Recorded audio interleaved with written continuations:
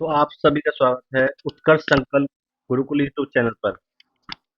तो आज हम करने वाले हैं एसएससी सीजीएल 2025 में आए हुए जो एरर थे, वो एरर किन रूल से आए थे इंग्लिश ग्रामर के। तो उन रूल को समझेंगे और देखेंगे कि हमें ये रूल कितने आते हैं।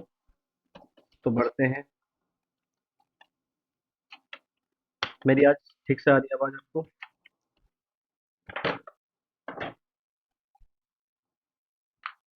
हेलो, आवाज आ रही है?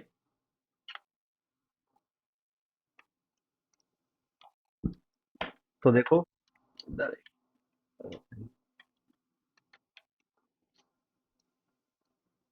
हाँ जी। तो सेक्शन फर्स्ट टेबल है।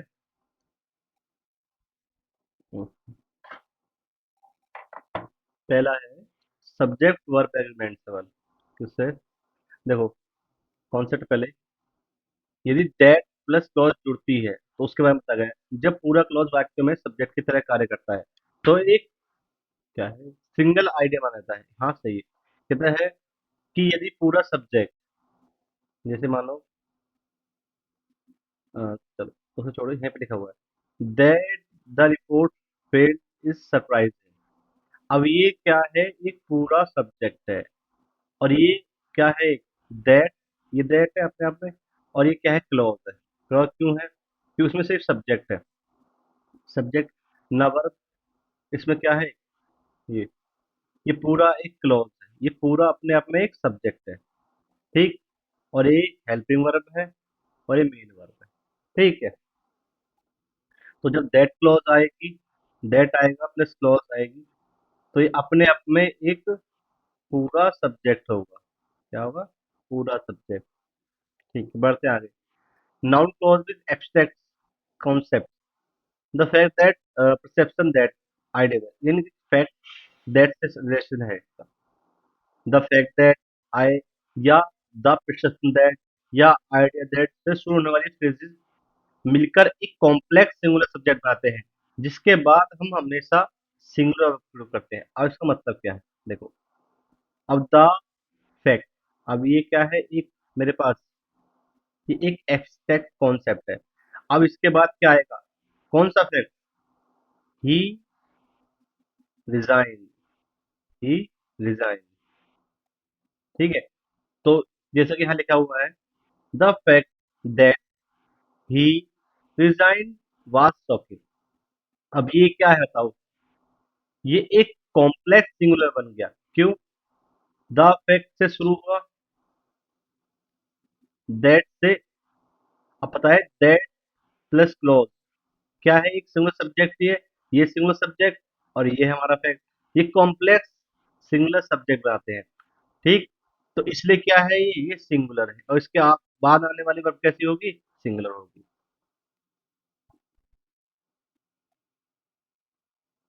जैसे यहाँ पे लिखा हुआ है the fact that he design were socket.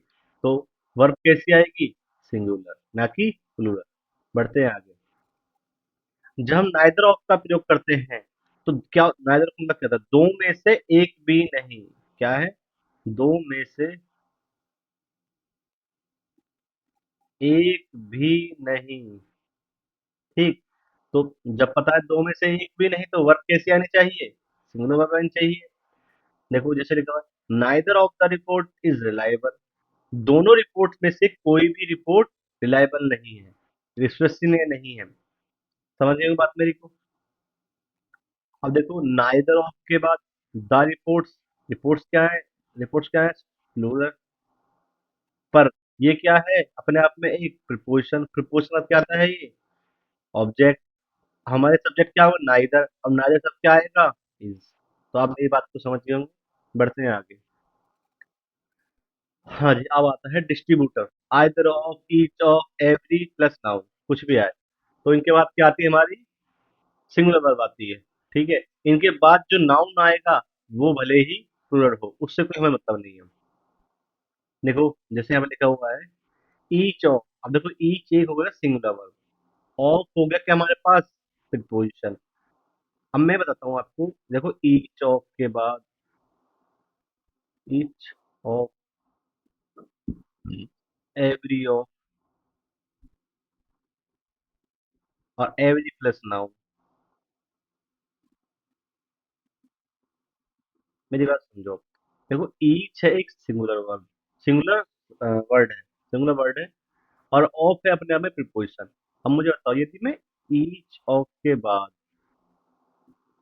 कोई प्लूरल नाउन जोड़ूं,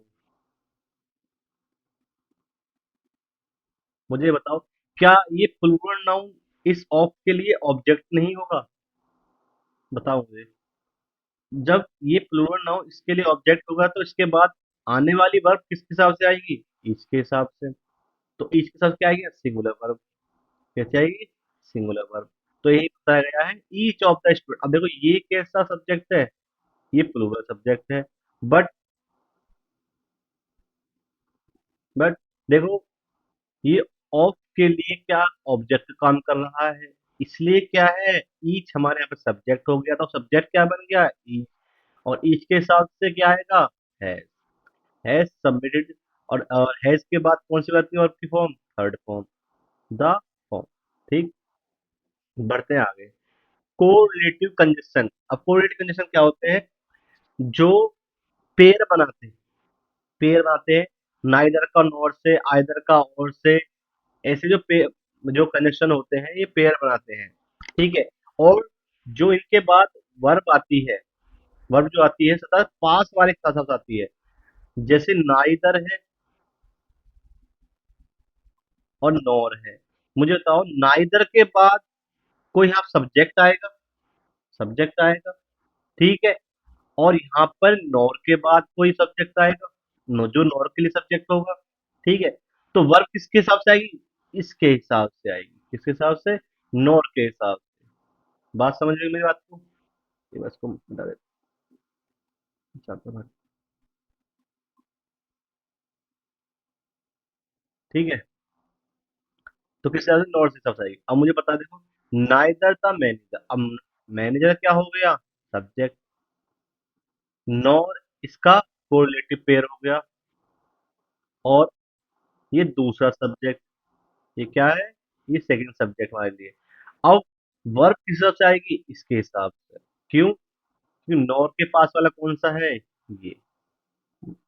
तो ये गलत क्यों हो जाएगा? Neither the manager nor the employees is. अब इज कैसे होगा? इसने मेरे हिसाब से। एम्प्लॉइज का प्लूरल है और मैनेजर सिंगुलर है। अब प्लूरल है तो प्लूरल के लिए प्लूरल वर्ब। बढ़ते हैं आगे। Correlative conjunction not only but also. यहाँ पे वही पेयर है।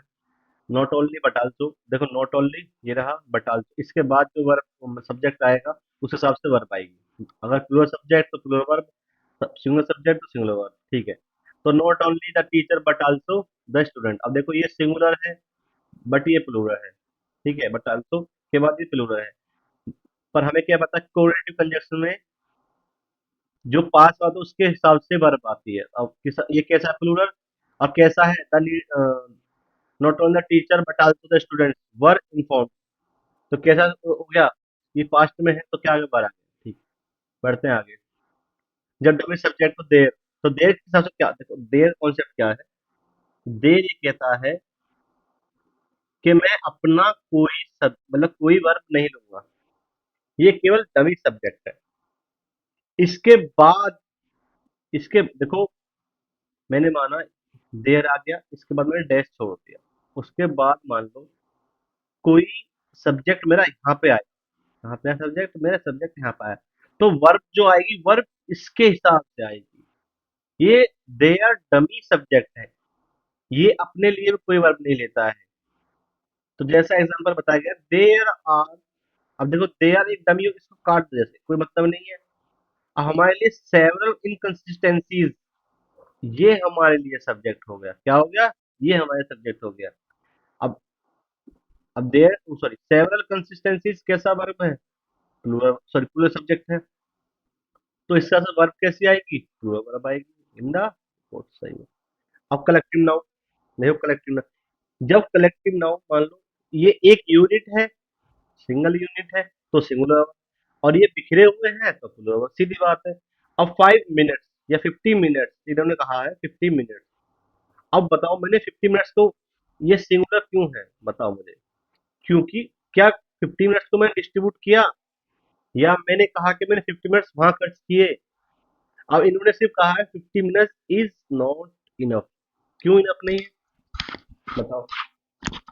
क्योंकि अभी एक यूनिट है ना, जब ये खर्च होंगी, जब एक डिस्ट्रीब्यूटर नॉन बनेगी, डिस्ट्रीब्यूटर मतलब डिस्ट्रीब्यूट करा जाएगा उनको, जब ये प्लूरल वर्ब बनेगी। ठीक है, बढ़ते हैं आगे। जैसे समझ लो, निश्चित समय, टाइम, मनी, डिस्टेंस, ये यदि सामूहिक रूप से काम करें तो सिंगल यूनिट होते हैं, और इनके बाद सिंगुलर वर्ब आती है।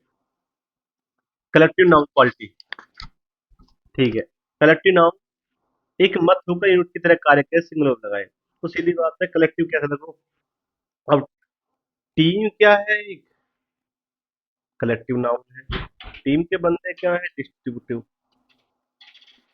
डिस्ट्रीब्यूटिव। और देखो यहाँ पे टीम कैसा है?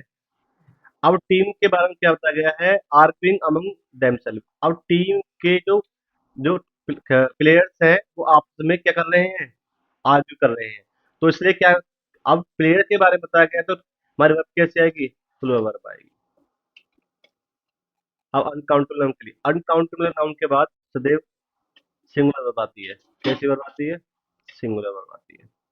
अनकाउंटेबल नाउन कौन से होते हैं जिसको हम गिन नहीं सकते? जैसे evidence, information, furniture, advice, luggage, uncountable होते हैं। ठीक है, इनके बाद कभी भी प्लूरल वर्ब नहीं आती है, इन्हें हमेशा सिंगुलर वर्ब आती है। तो एविडेंस कैसा है? सिंगुलर, तो इसके बाद कैसी वर्ब आएगी? सिंगुलर वर्ब आएगी। Singular verb. सेक्शन 2 में पहुंचते हैं, conditional inversion advance synthetic rules. देखो, कंडीशनल सेंटेंस तो सीधे पता है कि जब अनियन कंडीशन, और यहाँ पे सब्जेक्टिव मूड। देखो पढ़ो पहले। काल्पनिक, असंभव या अवास्तविक स्थितियों, इफ, विश, एज इफ को दर्शाने के लिए सब्जेक्ट चाहे सिंगुलर हो या प्लूरल हो, हमेशा वर्ग। अब ये कहना क्या चाहता है? ये कहता है कि यदि मैं, if I were a king, I would,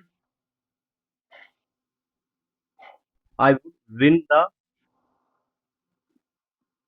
whole, sorry the हटाओ, I win whole country, whole country. तो यहाँ पे वर्ग क्यों आया है? क्योंकि वो राजा है नहीं,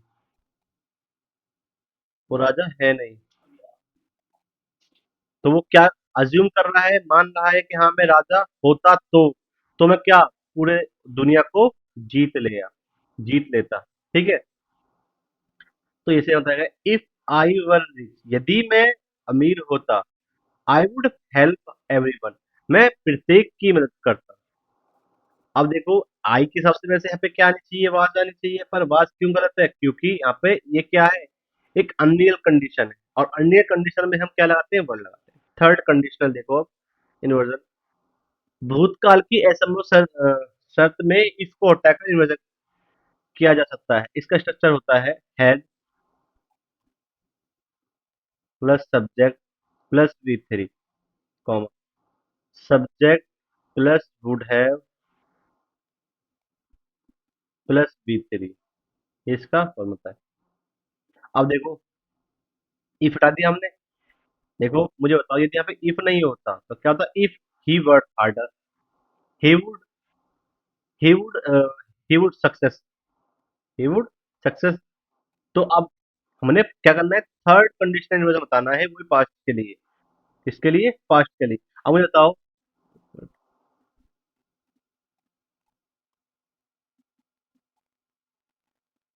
क्या बताना है मुझे? Had he work harder, he would have succeed. क्या होता हो? यदि वह कड़ी मेहनत करता तो ही वुड हैव सक्सीड, वह अवश्य ही सफल होता। ठीक है, अब ये इनकरेक्ट क्यों है? कि स्ट्रक्चर क्या होता है इसका? देखो, इफ नहीं आएगा, या फिर देखो मेरे पास क्या है? हमें करना है इन्वर्जन। तो क्या, मुझे बता इन्वर्जन क्या होता है? इन्वर्जन बताओ मुझे क्या होता है? इन्वर्जन, अरे इन्वर्जन, इन्वर्जन। क्या होता है इन्वर्जन? जब हम हेल्पिंग वर्ब को पहले यूज करते हैं, उसके बाद सब्जेक्ट करते हैं, उसके बाद वर्ब करते हैं, तो ये हमारा इन्वर्जन होता है। अब मुझे बताओ, यहाँ पे सब्जेक्ट पहले आ गया, तो यहाँ इन्वर्जन कैसे हुआ? यहाँ पे हमारा, और सॉरी, अब हेल्पिंग वर्ब पहले आ गई, तो हमारा इन्वर्जन, यहाँ पे इन्वर्जन हुआ हमारा, तो हमारे सेंटेंस तो वैसे ही गायब हो गया। ठीक है, बढ़ते हैं नेक्स्ट की ओर। देखो, कोरिलेटिव नो सुनर, एक कोरिलेटिव नाउन है, इनके बाद आपको पता होना चाहिए वही बात सारी। नो सुनर के साथ पेयर क्या आता है? दैन। स्कार्सी के साथ क्या आता है? वैन। हार्डली के साथ क्या आता है? हार्डली। ये हार्डली वही है। हार्डली, हार्डली, हार्डली इसका साथ क्या आता है? वैन आता है। ठीक है। देखो, नो सूनर से वाक्य शुरू होने पर पहले इन्वर्जन होता है, ये तो आपको पता होना चाहिए। पहले नो सूनर आएगा, उसके बाद इन्वर्जन होगा, उसके बाद इन्वर्जन होगा। इन्वर्जन पता है मैंने कैसा होता है? बताओ। जब हेल्पिंग वर्ब पहले आ जाए, no sooner plus helping verb plus subject plus verb, और उसके बाद फिर कोरिलेटिव, कोरिलेटिव पेयर आना चाहिए जो इसका पेयर है। उसके बाद फिर क्या आएगा हमारा? बताओ। उसके बाद क्या आएगा हमारा? जो हमारा बचा हुआ पोर्शन है। तो देखो, नो सुनर, अब इन्वर्जन है, ही अराइव, देन इन्वर्स, उसका कोरिलेटिव पेयर आ गया, द मीटिंग बिगन। ठीक है। कोरिलेटिव हार्डली स्कारली वैन, ये इसका पेयर है। हार्डली स्कारली के बाद क्या आता है? वैन आता है, आपको पता होना चाहिए। Hardly scarcely plus helping verb plus subject plus verb, इसका कोरिलेटिव नाउन, जो कोरिलेटिव हमारा पेयर है, प्लस अदर वर्ड। तो ऐसे बताया गया, hardly had she finish when the bell rang. ठीक है, क्योंकि पास्ट में है तो उसके लिए रैंग आएगी। पास्ट के लिए है ना, ये अलग क्लॉज है। क्या है ये? अलग clause. Negative adverbs at the beginning inversion, जब कोई वाक्य negative word rarely, seldom, never, little, rarely से शुरू होता है, तो वाक्य में इम्फेटिक इफेक्ट आता है। इम्फेटिक इफेक्ट कैसा होता है? बताओ। अब इफेक्ट इफेक्ट देखने में क्या करना पड़ेगा? इन्वर्जन। क्या है? इन्वर्जन अनिवार्य है। अब इन्वर्जन कैसे देंगे बताओ, मुझे बताओ। अब रेयरली तो क्या हमारे पास एक कोरिलेटिव आ गया। ठीक है, इसका कोई कोरिलेटिव पेयर नहीं होता, पर ये क्या है? एक कोरिलेटिव, वो है हमारा पेयर, मांगता है। तो रेयरली, रेयरली के बाद इन्वर्जन होगा, जो भी वर्ब आएगी प्लस सब्जेक्ट वर्ब ऑब्जेक्ट। ठीक है। तो देखो, रेयरली, इसके बाद इन्वर्जन है, फिर यहाँ पर डमी सब्जेक्ट, देयर हैज के बाद बीन, सच, चाउ। ठीक। पढ़ते हैं। अब infinitive structure, it was not until that, किसी समय पर जोर देने के लिए इस स्ट्रक्चर, हाँ ठीक ठीक। तो जोर से कैसे देते हैं? मान लो, यदि वो इस समय तक कार्य को नहीं करता है, तो यह बात सत्य हो जाएगी। तो जैसे यहाँ बताया गया है, it was not until much later, अभी बीच में कंजेशन आ गया, दो सेंटेंस जोड़ने के लिए, द ट्रूथ केम आउट। ठीक है। तो ये कहना क्या चाहते हैं? देखो, कहाँ गया? इट वॉज नॉट, यदि इस समय तक नहीं होता, मच लेटर, इससे अधिक, that conjunction, the truth came out, ये जो हमारा सत्य है वो सच हो जाएगा, जो सच सामने आ जाएगा। तो बढ़ते हैं की ओर। पहला वर्ब फॉर्म्स, तो आज हम इसका पार्ट फर्स्ट रखते हैं, इसके आगे हम दूसरी क्लास में करेंगे। तो कोशिश करूंगा कि आपको मेरी क्लास अच्छी लगी होगी। आपका छोटा बड़ा भाई होने के नाते क्लास कैसी लगी जरूर बताएं, और keep supporting, like share subscribe. Thank you. जय हिंद।